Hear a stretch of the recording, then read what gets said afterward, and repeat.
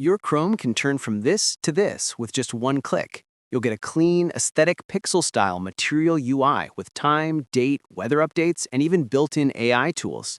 You can also customize the colors to match your style. To do this, open your Chrome browser and go to the Chrome Web Store. In the search bar, type Material U New Tab and open it. Then click Add to Chrome. Once it's added, open a new tab and click Keep it.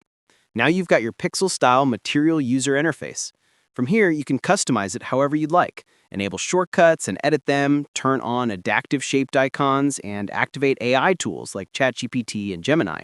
You can also enable Google Apps, change the clock style, and finally, customize the color theme to make it truly yours. If you found this helpful, don't forget to like and subscribe for more tech videos like this. Feel free to reach out if you encounter any issues during the process. If this video helps you out, please leave a like and subscribe. Comment below if you have any questions.